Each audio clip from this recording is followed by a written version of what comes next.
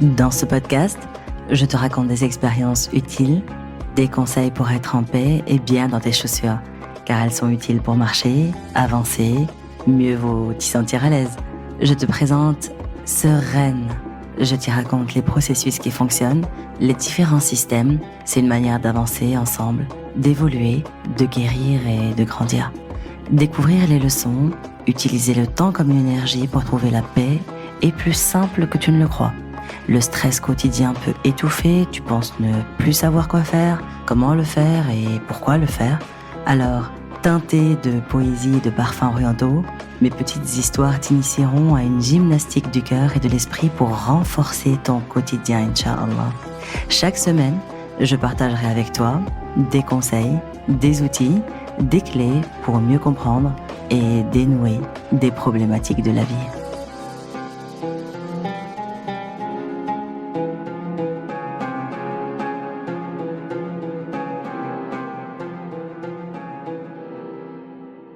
Comment transformer les difficultés en opportunités? Il y a dans la vie des difficultés qui sont inévitables. Qu'il s'agisse d'un patron désagréable qui bloque vos espoirs de promotion ou d'un climat économique précaire qui vous empêche de trouver un travail. Les obstacles surviennent dans toutes les activités auxquelles vous participez, et ce, dans toutes les étapes de la vie. Nombreux sont ceux qui perdent espoir lorsqu'ils sont confrontés à l'adversité, parce qu'ils pensent ne pas avoir les capacités pour pouvoir les surmonter. Et pourtant, il est possible de transformer les obstacles à votre avantage, en changeant de perspective, en percevant les obstacles objectivement, en agissant contre leurs faiblesses et en persévérant dans ta volonté. Tu peux transformer les difficultés que tu rencontres en un combustible pouvant alimenter de grands succès, Inch'Allah.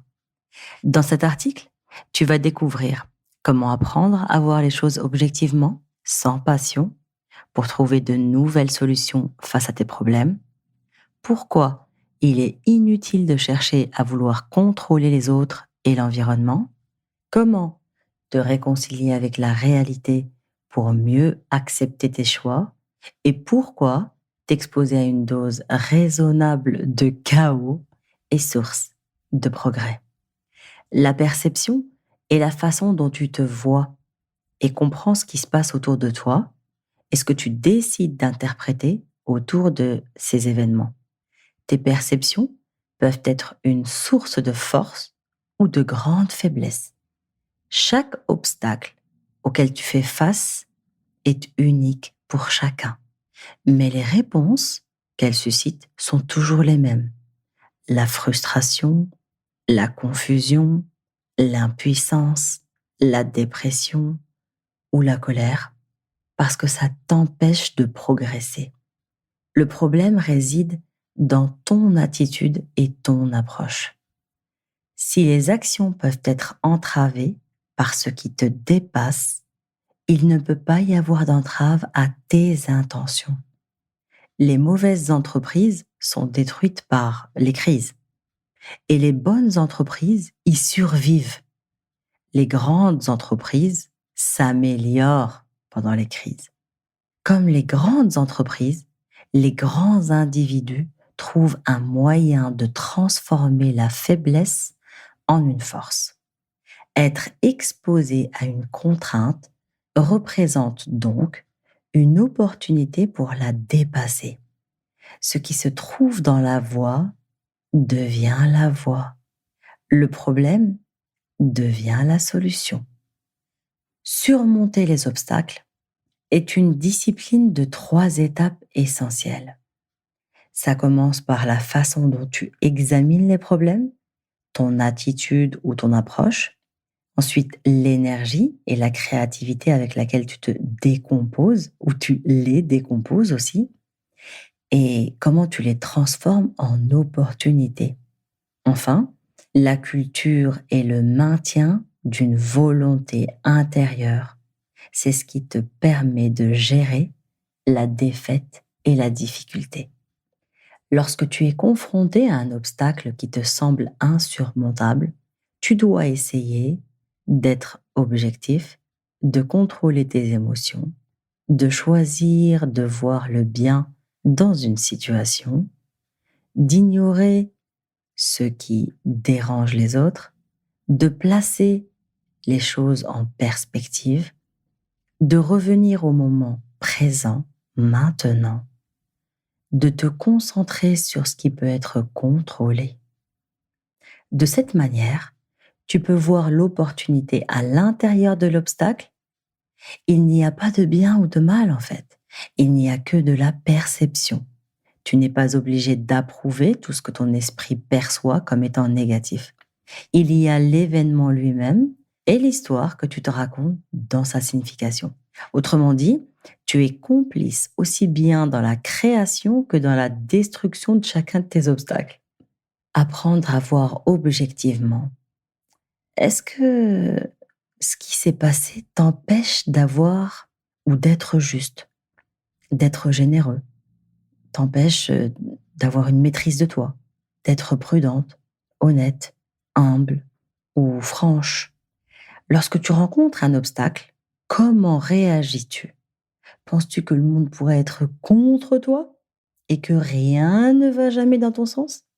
Alors au lieu de ça, tu devrais penser à prendre du recul, à regarder la situation objectivement et te demander qu'est-ce que tu pourrais faire pour transformer cet obstacle en un avantage.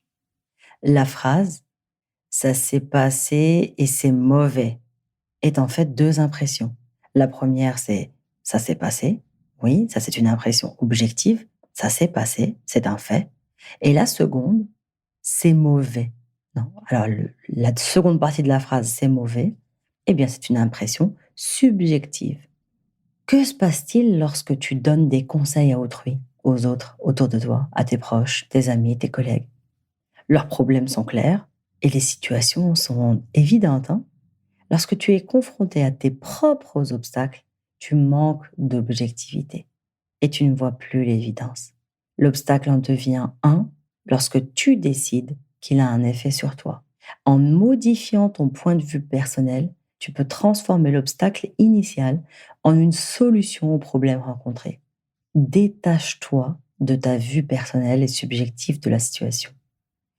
Fais comme si le problème n'était pas important, voire insignifiant, et raisonne ainsi pour que ça puisse te permettre, Inch'Allah, d'évoluer et d'évaluer un scénario et envisager des options au lieu de focaliser sur l'obstacle. Imagine que tu donnes des conseils à ton proche. Qu'est-ce que tu lui dirais? Comment tu lui aurais suggéré d'agir? Maintenant, il faut aussi accepter ta zone de contrôle. Je demande à Allah subhanahu wa ta'ala qu'il te donne la force de supporter ce qui ne peut être changé et le courage de changer ce qui peut l'être et aussi la sagesse de distinguer l'un de l'autre. Tu ne peux pas contrôler tout ce qui t'arrive. Comprendre ta zone de contrôle, c'est pouvoir séparer ce que tu contrôles de ce que tu es incapable de contrôler. Qu'est-ce qui est en dehors de ta zone de contrôle? Par exemple, la météo, l'économie, les circonstances, les tendances, les catastrophes naturelles, les jugements, les émotions, les opinions des autres. Tout ça, c'est en dehors de ta zone de contrôle. L'environnement contient beaucoup de choses incontrôlables et il s'agit d'un aspect fondamental que tu ne peux pas changer. Mieux tu sauras distinguer ce que tu peux contrôler de ce que tu ne peux pas, plus tu seras heureuse et productive. Concentre toute ton énergie sur des choses que tu peux influencer et laisser le reste advenir. Un conseil, ne prête plus attention aux actualités. 99,9% des informations que tu apprends sont complètement en dehors de ta zone de contrôle.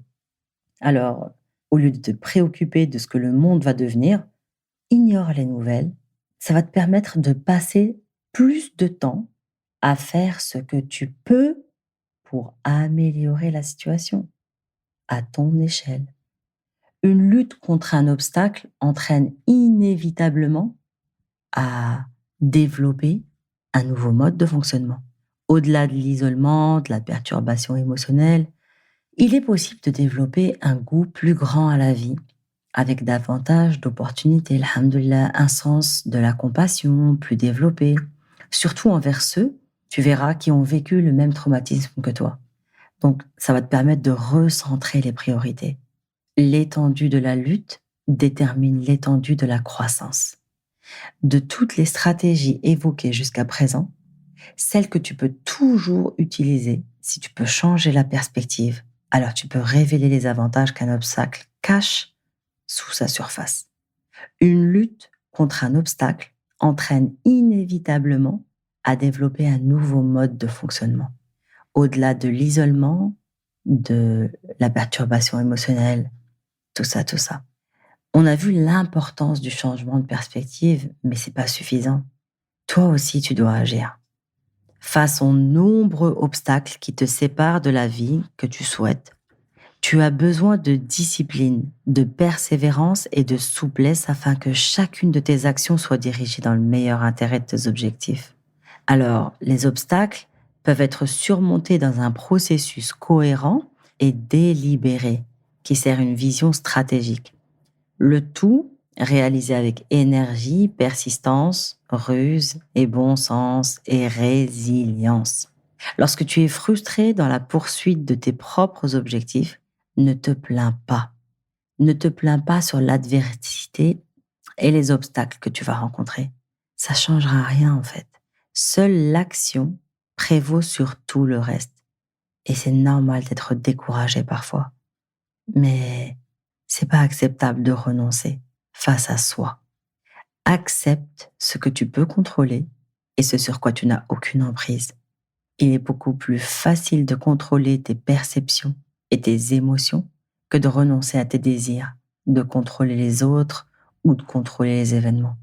On ne peut pas choisir ce qui nous arrive, mais on peut toujours choisir ce qu'on en pense.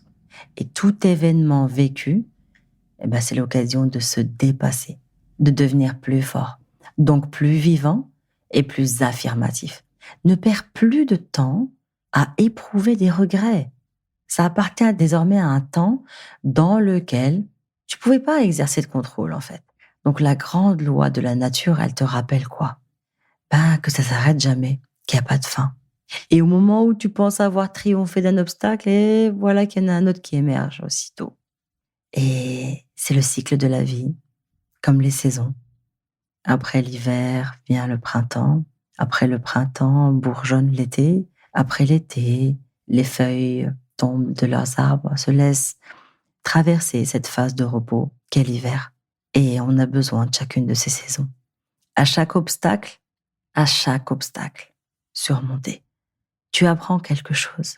Tu développes de la force, de la sagesse et de la perspective qui te rendent bénéfiques et qui sont bénéfiques pour toi. Quoi qu'il arrive, tu t'es amélioré à chaque tentative. Comme disait Sénèque, vivre, c'est être utile aux autres, et vivre, c'est être utile à soi. Alors prends conscience de ta zone de contrôle et de tes perceptions et de tes interprétations. Et n'oublie jamais que tu es bien plus et que tu vaux bien plus que ce que tu montres.